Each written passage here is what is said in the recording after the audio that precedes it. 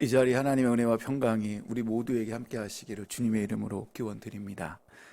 그러니까 오늘 본문은 40년 그 광야 생활을 한 장에 다 압축해 놓아서 모든 여정을 이렇게 기록한 본문입니다. 그러니까 이렇게 기록한 이유가 무엇일까 고민해 보면, 이스라엘 백성의 입장에서 생각을 해보면 지금 우리는 어디에 있는 겁니까? 요단강 건너편, 그렇죠? 여리고 맞은편 모압 평지에 있습니다. 바로 앞이 뭐예요? 가나안 땅이에요. 자신들이 지금까지 이렇게 어떻게 여기까지 왔는가를 모아보는 거예요. 회상해 보는 거예요. 이거를 영적으로 해석하면 뭐예요? 구원의 여정을 한번 정리해 본 거랍니다.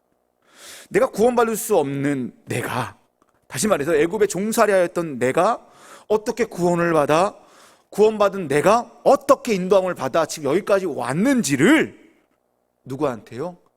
나뿐만 아니라 후손들에게 말하고 싶은 거예요. 이 기록에 따르면 출애굽의 그 첫 출발지 나암새부터 지금 서 있는 모압 평지까지 총 42곳의 지명이 언급되어져 있습니다. 오늘 본문을 보시게 되면 크게 세 부분으로 나눌 수 있는데요, 그 중에 첫 번째가 3절에서부터 15절에 있는 말씀입니다. 출애굽의 첫 시작점에는 나암새부터 우리가 잘 알고 있는 시내산, 시내 강야까지 이르게 되는데 대략 그 거리가 3개월에 걸렸고요. 그래서 12개의 지명이 나와 있습니다. 그곳에서 이들은 시내 강야에서 10개월을 머무는 동안 하나님과 뭐예요?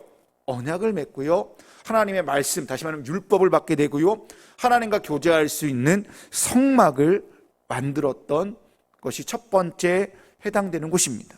두 번째 장소는 16절부터 36절에 있는 말씀인데 시내 강야에서 가데스 바네아까지 총 21곳의 지명이 언급되어져 있습니다. 이 부분이 이스라엘 백성들에게 가장 힘든 여정이었습니다. 하나님에 대한 불신과 원망이 제일 극에 달하러서 38년이라는 동안 강야에서 뭐예요? 방황하였습니다. 신명기 1장에 의하면 시내 강야에서 요 가데스 바네아까지는 11일 거리밖에 안 돼, 10하루 거리밖에 안 되는 짧은 거리인데 이들은 가데스 바네아에서 머물면서 어떻게 돼요? 가나안 정탐 보고를 듣게 돼요. 우리가 다 아는 것처럼 어떻게 해요? 하나님 인도하심에 대한 불평과 불신앙으로 인해 뭐예요? 긴 시간 동안 제자리에서 맴도는 38년 동안 뭐예요? 뺑뺑뺑뺑 도는 힘겨운 강야 생활을 이 두 번째 부분에서 보냈다라는 것입니다. 세 번째 부분이 37절부터 49절까지 나와 있는 내용인데 가데스 바네아에서 지금 서 있는 모압 평지까지 약 1년의 시간 동안 9개 지명이 언급되어져 있습니다. 근데 이 부분에서 특이한 건요, 지금까지 무슨 지명을 설명하면서 특별한 사건 이벤트를 한 번도 언급한 적이 없었어요. 근데 38절 39절에서 모세의 형 아론이 출애굽한 지 제40년 5월 1일 123세에 애굽 땅 지역인, 에돔 지역인 호르산에서 죽었다라고 언급하고 있습니다. 모세가 이 부분을 유독 특별히 더 언급한 이유가 무엇일까요? 왜 그랬을까요? 한번 생각해 봤습니다. 아마도 출애굽한 1세대는 아론을 끝점으로 해서 뭐예요? 다 죽었다라는 거예요. 출애굽한 세대가 모두 다 뭐였다라는 거예요? 죽었다라는 거예요. 이 이후의 여정은 새로운 세대가 걸어가는 강야 여정이고 바로 이들이 가나안 땅에 들어갈 세대라는 것을 아론의 죽음을 통하여 간접적으로 모세는 말하고 싶었던 것 같아요. 결국 민수기 33장에서 말하고자 하는 내용은 출애굽 2세대인 가나안 땅에 들어갈 세대가 누가요? 주님이 부모 세대에게 하신 것처럼 오늘날 나에게도 우리에게도 똑같이 역사하셔서 무사히 약속의 땅 가나안으로 인도해 주실 거라는 것을 말하기 위하여 민수기 33장을 기록한 것이 아닌가 생각해 볼 수 있습니다. 오늘 본문을 보시면 아까 설교 시작하자마자 제가 뭐 다 떠났다, 진쳤다 이 말이 많이 나온다 그랬잖아요. 가장 많이 나오는 말이 떠났다라는 말과 진을 쳤다라는 말입니다. 이스라엘 백성들은 어떤 장소를 떠났고 어떤 장소에 진을 쳤다라는 이 말이요, 총 41번 이 본문에서 반복적으로 지금 뭐하고 있어요? 기록하고 있습니다. 하나님의 인도하심 속에 모든 것이 진행되었다라는 것을 뭐예요? 떠났다라는 말과 진을 쳤다라는 말로 뭐예요? 계속 반복해서 쓰고 있다라는 거예요. 민수기 9장 17절 18절 말씀을 보실까요? 구름이 성막 위에 거쳐 올라갈 때면 이스라엘 자손은 그것을 보고 난 다음에 길을 떠났고, 구름이 내려와 머물면 이스라엘 자손은 바로 그 자리에 진을 쳤다. 이스라엘 자손은 이렇게 주님의 지시에 따라 길을 떠났고 또한 주님의 지시에 따라 진을 쳤다. 구름이 성막 위에 머물러 있는 동안에는 진이 머물렀다라고 기록하고 있습니다. 뭡니까? 이스라엘 백성은 자신들이 알아서 광야길을 간 것이 아니라는 거예요. 자신들이 알아서 갈 곳을 정하고 자신들이 알아서 진을 치고 머문 것이 아니라 철저히 하나님의 명령에 의해서 그들은 뭐 했다라는 겁니까? 움직였다라는 거예요. 이렇게 하나님의 명령에 움직였기 때문에 40년이라는 이 광야 생활을 무사히 마쳤다라는 말이 떠났다와 진쳤다라는 말입니다. 이는 오늘 우리에게도 똑같습니다. 우리가 인생 우리가 설계하는 것 같아요. 그렇죠? 그래서 자녀들의 미래도 이렇게 해야 된다고 나름 길 안내를 해줍니다. 내 인생도 계획하고요, 자녀들의 인생도요 어느 정도 계획해서 움직이는 것 같지만 보이지 않는 하나님의 손길이 나와 우리 가족과 우리 자녀들에게 함께하였기 때문에 지금의 우리가 있었다라는 겁니다. 그리고 우리가 조금 더 행복한 삶을 살기 위해서는 주님이 떠나라고 하면 떠나면 돼요. 주님이 진을 치라고 하면 진을 칠 수 있는 이러한 순종적인 자세로 우리가 하나님 앞과의 관계를 맺는다면 지금보다 더 행복한 삶을 살 수 있을 거라 생각되어집니다. 여러분, 모세는 신명기 1장에서 광야 40년 동안 수많은 일들이 있었지만 하나님께서 마치 아들을 품에 이렇게 안고 온갖 위험을 헤쳐나가는 아버지로 빗대어 설명하고 있습니다.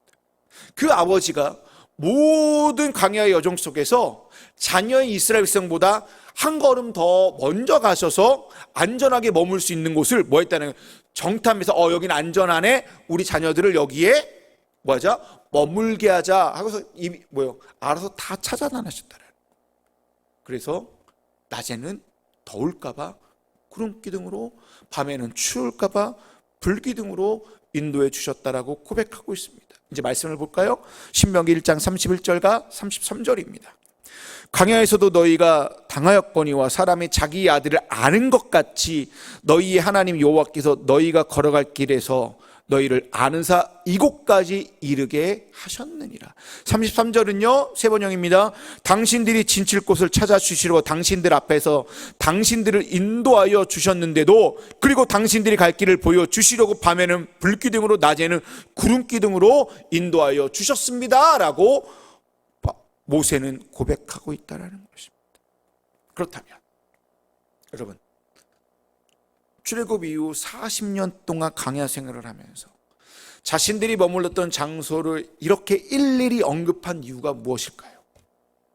우리에게 자칫 어떻게 보면 지금 한 3분 조금 넘는 그 말씀이었거든요. 자칫하면 지루할 수 있어요. 왜? 여기 지금 언급되는 지명이요, 지금 찾을 수 없는 지명이 대부분이에요. 근데 그 지명들을 일일이 기록한 이유가 무엇이었을까요? 딱 하나예요. 이스라엘 백성들로 하여금 딱 하나, 기억하라라는 거예요. 그 장소를 떠오르면 뭐가 떠올라요?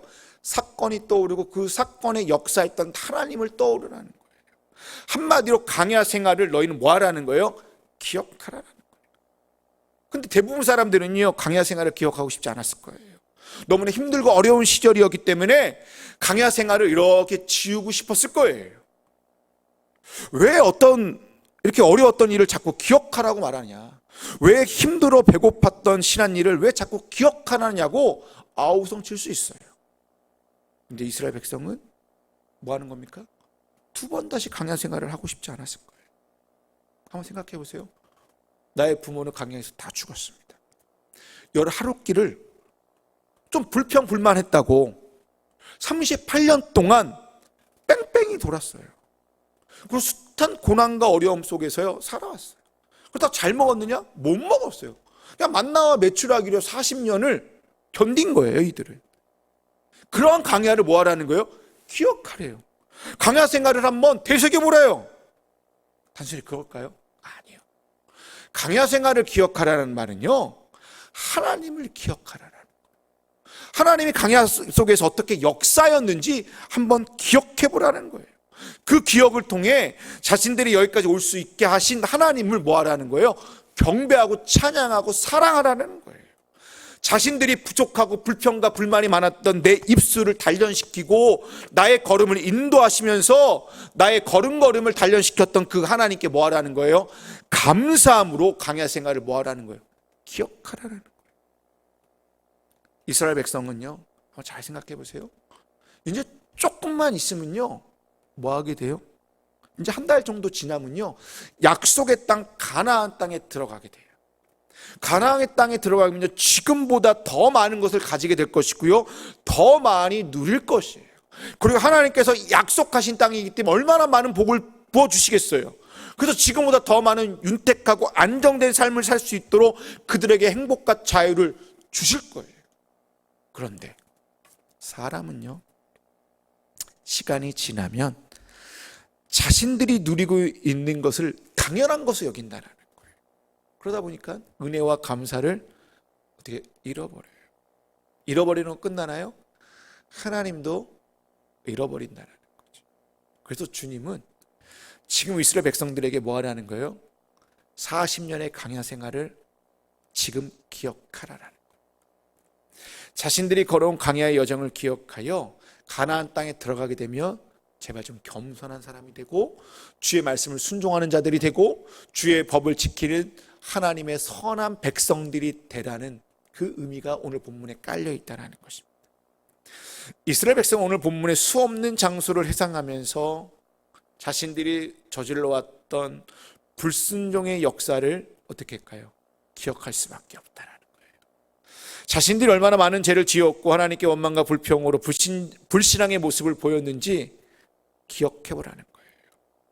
왜 기억하라고 할까요? 내가 가나안 땅에 들어갈 수 없는 나는 죄인이라는 것을 너희가 알아라는 거예요. 가나안 땅에 들어가는 것은 그 죄인이 구원받고 하나님의 은총과 긍휼함 속에서 들어가게 된다는 것을 너희가 알으라는 거예요. 결국 이 민수기 33장에 나와 있는 이 42개의 지명은 어떻게 보면 불순종의 역사예요. 이 불순종의 역사를 이 덮어버리신 하나님의 크신 인자하심이 흐르고 있음을 뭐 하라는 겁니까? 너희는 기억해 보라는 거예요. 이러한 기억을 결국 두 개의 말씀으로 압축시켜서 말하고 있습니다. 출애굽기 34장 6절과 민수기 14장 18절 말씀입니다. 주님께서 모세의 앞으로 지나가시며 선포하였다. 즉 나 주는 자비롭고 은혜로우며 노하기를 더디하고 한결같은 사랑과 진실이 풍성한 하나님이다. 민수기입니다. 나 주는 노하기를 더디하고 사랑이 넘치어서 죄와 허물을 용서한다. 그러나 나는 죄를 벌하지 않은 채 그냥 넘어가지는 아니한다. 나는 아버지가 죄를 지으면 본인뿐만 아니라 자손 3세대까지 벌을 내린다라고 말씀하신다라는 겁니다. 자비롭고 은혜로운 하나님께서 때로는 자신의 공의를 심판을 통해서 서슴없이 나타내셨습니다. 근데 그걸로 끝나는 것이 아니라 하나님이 이렇게 공의를 하는 건 뭐예요? 이 백성을 끝까지 어디요? 약속의 땅으로 이끌어 가기 위함이었다라는 겁니다. 노하기를 더디하신 하나님께서 가장 많은 노를 바랬던 때가 언제입니까? 출애굽 이후의 강야 생활에서 수없는 노를 하나님께서 이렇게 뭐예요? 쉽게 말해 승질 내셨다고요. 그들이 얼마나 많이 하나님을 배신하고 떠났는지 돌이켜 헤아려 볼 수 없습니다. 그러나 하나님은 이 본문에서 우리가 할 수 있는 건 뭡니까? 끝까지 참고 참으셔서 이들을 약속의 땅으로 인도하시고자 하신다는 거예요. 우리 역시요 이스라엘 사람과 별반 차이 없습니다. 우리도 끊임없이요 수없이 주님을 배신해요. 그리고 거듭해서 하나님의 은혜와 사랑을요 망각한 채 살아요. 그리고 조금만 힘들고 어려우면요 배은만덕한 자식처럼요 하나님한테 삿대질하고 원망합니다. 너무한 것 아닙니까? 그리고 각종 불평과 불신앙의 모습을 보일 때가 한두 번이 아니었다라는 거예요. 이런 우리가 끝까지 심판을 받지 않는 이유가 무엇입니까? 내가 한번 구원받은 자이기 때문에 영원한 구원이 있을 거라는 거기 때문일까요? 아니요. 이건 둘째예요. 끝까지 심판하지 않는 이유는요, 하나님께서 끝까지 나를 참고 기다려 주시기 때문에 내가 심판받지 않는다는 거예요.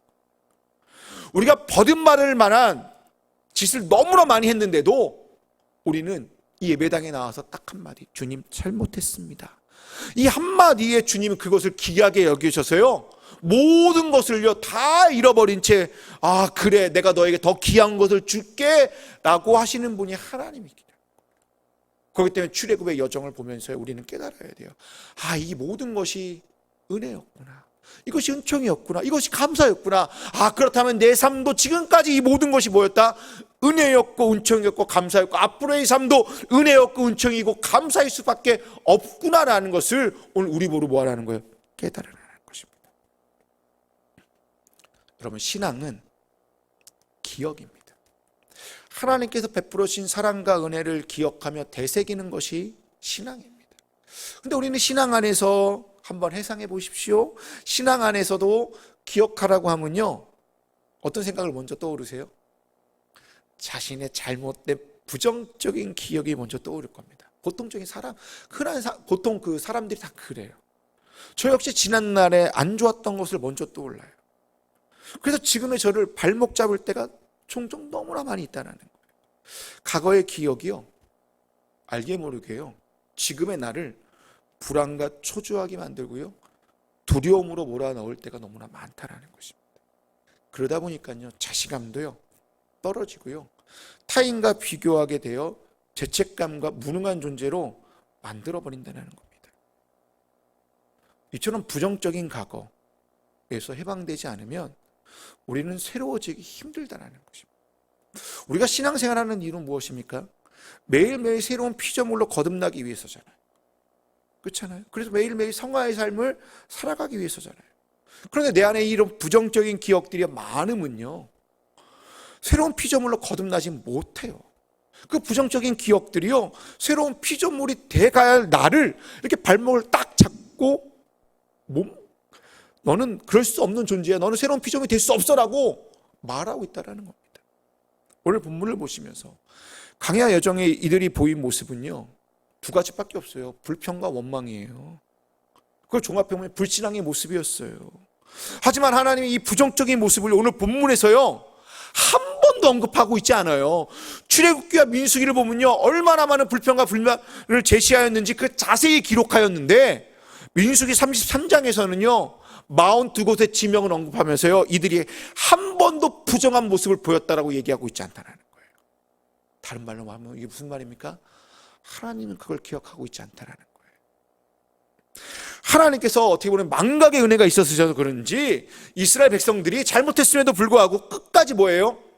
가나안 땅으로 내가 나아가겠다라는 거예요. 우리가 지금까지 이렇게 살 수 있는 은혜도요, 하나님께서 나의 잘못을 기억하지 않기 때문이라는 거예요. 망각의 은혜가 하나님께 있기 때문에 우리가 이 자리에 나와 예배할 수 있는 것이라고 저는 생각합니다. 그렇기 때문에 하나님 오늘 우리에게 특별히 주시는 말씀이 있습니다. 바로 이사야 43장 18절과 19절 말씀인데, 특별히 공동 번역으로 한번 볼까요? 화면을 보십시오. 지난 일을 생각하지 마라. 흘러간 일의 마음을 묶어두지 마라. 보아라, 내가 이제 새 일을 시작하였다. 이미 싹이 돋았는데 그것이 보이지 않느냐? 내가 사막에 큰 길을 내리라, 강야에 한길들을 트리라라고 우리에게 말씀하고 있다는 것입니다. 주님 우리에게 부정적 기억을 다 내려놓고요, 과거의 상처에 머물지 말라라고 오늘 본문은 우리에게 말씀하고 있다는 거예요. 과거의 기록에 사로잡히게 되면요, 우리는 가나안 땅에 들어갈 수 없어요. 내가 하나님 앞에 이렇게 원망했는데, 내가 하나님 앞에 이렇게 불순종하였고, 내가 하나님 앞에 정말 심한 말을 했는데 내가 어떻게 약속의 땅에 들어갈 수 있어? 나는 그렇게 약속의 땅에 들어갈 수 없는 존재야 라고 말할 수밖에 없다는 거예요. 내 삶 속에서 하나님의 역사하심과 인도하심도요, 나는 느낄 수 없는 존재야. 나에게 은혜는 너무나 가분한 거야. 나에는 은혜 받을 수 없는 존재야. 나는 죄인이야. 나는 죽어 마땅한 놈이야 라고 생각하다 보니까요, 하나님의 크신 사랑과 역사하심도 내가 느끼고 체험할 수 없게 된다는 것입니다. 그러니까 어떻게 돼요? 자꾸 은혜가 사라지게 되는 거예요. 은혜가 사라지니까 어떻게 되는 거예요? 내 안에 자리 잡고 있는 실패와 부정적인 기억이 자꾸 매몰되어질 수밖에 없다는 겁니다. 여러분, 실패의 기억, 부정적인 기억으로부터 벗어나 자유로워지시기 바랍니다. 왜 그럴까요? 왜 자유로워져야 될까요? 바로 이사야 43장이 얘기하고 있어요. 하나님 지금 우리에게 새 일을 시작하고 있다는 거예요. 그 새 일은 부정적인 기억, 실패의 기억이 아니라 전혀 다른 새로운 일들을 하나님은 나를 위해서 시작하고 계시다는 거예요. 그런데 우리가 자꾸 실패와 부정적인 기억에 사로잡혀 있다면 하나님께서 이미 싹이 돋아나는 것을 우리는 볼 수 없습니다. 강야의 길을 내는 것도 볼 수 없고요, 사막의 강을 내는 것도 우리는 볼 수 없게 됩니다. 모세가 이렇게 강야의 여정을 일일이 이렇게 기록하는 것도요, 이스라엘 백성의 불평과 원망, 불신앙의 모습이었지만 그 속에 하나님께서 끊임없이 뭐 했다는 거예요? 이스라엘 백성들에게 새 일을 끊임없이 행하셨다라는 것을 말씀하고 있었다라는 겁니다. 하나님이 행하시는 새로운 일들을 지금 뭐 하라는 거예요? 우리에게로 보라는 거예요. 우리 삶에도 강야 생활처럼 힘들고 어려운 순간이 언제든지 닥쳐올 수 있으니 그때마다 우리 보러 기억하래요. 어떤 걸 기억하라고요? 이스라엘 백성들을 끝까지 버리지 않으시고 가나안 땅으로 인도하셨던 그 하나님을 기억해라. 그 하나님이 우리를 위하여 끊임없이 새 일을 시작하시는 분이라는 것을 기억하라는 겁니다. 여러분 삶 속에서 지금 강약길처럼 아무것도 보이지 않고 끝이 보이지 않는 어둠의 터널이라 할지라도 하나님은 그 속에서도 저와 여러분을 위하여 이미 나를 위해서, 나만을 위한 싹을 돋아내고 계시고요, 새로운 길을 만들어 놓고 계시고요, 새로운 강을 만들어 주셔서 우리를 끝까지 인도해 주신다라는 것을 믿으시기 바랍니다. 여러분, 오늘 지금 설교가 거의 지금 기억에 관한 얘기를 하고 있습니다. 여러분, 기억이라는 것은요, 나 자신의 정체성뿐만 아니라 우리 신앙의 성장에도 매우 중요한 역할을 합니다. 신앙은 기억과 연결시킬 수밖에 없어요. 교회를 시작하면서 한번 저도 기억을 해봤습니다. 시작하면서 지금까지 흘러온 시간을, 시작한 지 얼마 되지 않아서 이렇게 돌아보니까요, 개인적으로 교회를 생각하면 딱 두 가지가 남습니다. 아쉬운 부분, 그리고 힘들었던 기억들이 먼저 딱 자리 잡아요. 하지만 지금의 자리에서 멈춰서서 이렇게 돌아보면요, 감리교 목사님의, 이현주 목사님의 그 책처럼 돌아보면 발자국마다 은총이었네라고 고백할 수밖에 없었다는 거죠. 종종 제가 동기 목사들을 이렇게 만납니다. 그럼 만나면요, 저한테요, 칭찬인지 뭔지 모르지만 야, 너 뭔가 좀 달라라는 말을 해요. 힘이 빠졌다는 얘기를 되게 많이 해요. 옛날에 힘이 있었는데 너 요즘 힘이 없어. 힘이 빠진 것 같아? 그럼 이게 무슨 말이야? 그러면 이제 목회자가 좀 되는 것 같아 라고 얘기를 해요. 결국 이 벼라교회를 통하여 하나님께서 저를 다듬어서 목회자로 세워가신다는 거예요. 그래서 감사할 수밖에 없다는 거죠. 지금 교회 형편과 상황이 어떠한데 일보다 더 중요한 건요, 그냥 발자국마다 뭐였다라는 거예요? 은총이었고 감사했다라는 거예요. 오늘 본문을 여러분과 함께 나누는 목적도 저는 여기에 있다라고 생각합니다. 지금 멈춰서서 여러분 자신 한번 돌아보십시오. 돌아보면요, 발자국마다 다 은총이었음을 깨닫고 강야 같은 내가 삶 속에 있어도요, 그 강야 같은 삶에서 뭐를 기억하라는 거예요? 하나님께 베풀어 주신 그것을 기억하면 감사할 수밖에 없다라는 것입니다. 이것이 신앙의 여정이라는 것입니다. 여러분, 신앙은 나 홀로 하는 것이 아니에요. 주님과 함께 동행하는 것입니다.